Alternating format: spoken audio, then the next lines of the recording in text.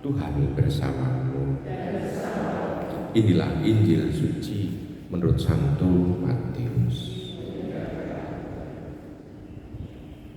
Sekali peristiwa, datanglah murid-murid Yohanes kepada Yesus dan bertanya, "Kami dan orang Farisi berpuasa, tetapi mengapa murid-Mu tidak?"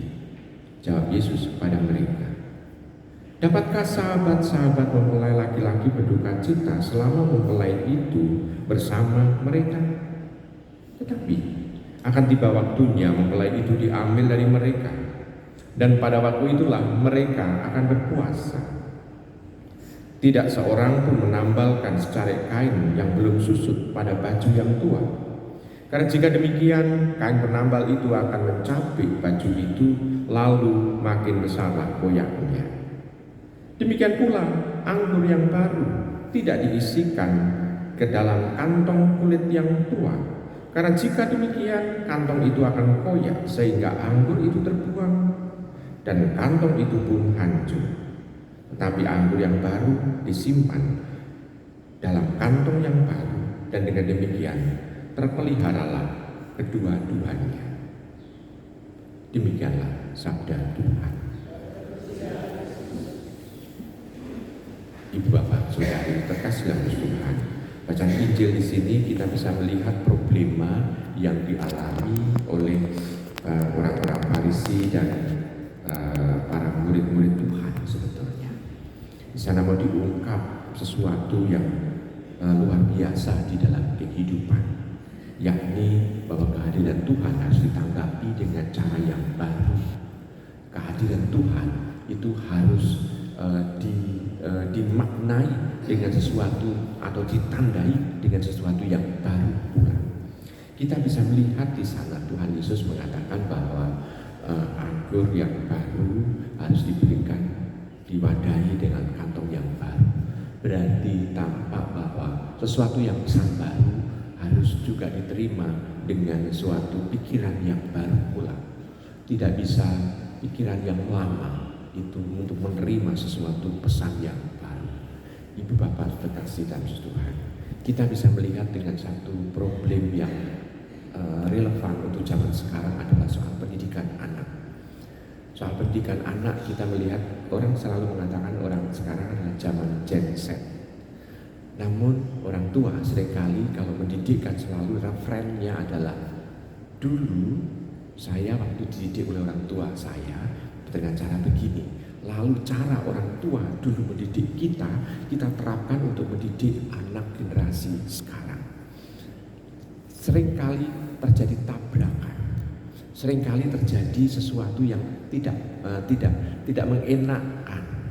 Kenapa? Karena zaman dulu membawa pesan sesuatu yang dibawa oleh orang tua atau generasi dulu kita.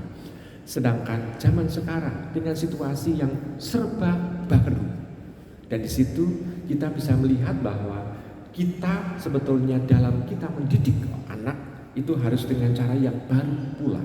Jadi pendek kata sebetulnya, walaupun ini sesuatu yang perumpamaan yang berbeda dengan yang dikatakan oleh Tuhan, namun kita bisa melihat bahwa pesannya itu hampir mirip, yakni kita mencoba untuk melihat bahwa situasi yang baru harus kita cermati dengan pikiran yang baru pula. Kita melihat mana nilai-nilai yang hakiki yang harus tetap ada. Bukan berarti serba baru, enggak. Tetapi ada sesuatu yang harus kita tangkap. Sekarang kita bisa melihat misalnya situasi yang kedua adalah bacaan Injil atau bacaan kitab suci itu adalah warisan 2000 tahun yang lalu. Kita orang zaman baru. Nah, lalu bagaimana kita bisa menangkap?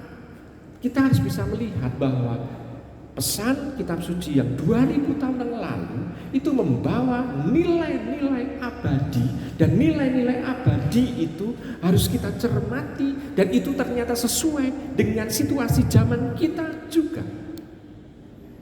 Maka kita harus bisa untuk menangkap nilai yang ada di dalamnya. Pesan yang lama 2000 tahun yang lalu, bahkan kitab suci itu ditulis itu bisa dikatakan mulai 3000 tahun yang lalu karena perjanjian lama. Namun pesan-pesannya tetap up to date untuk kita zaman sekarang, asal orang bisa menangkapnya.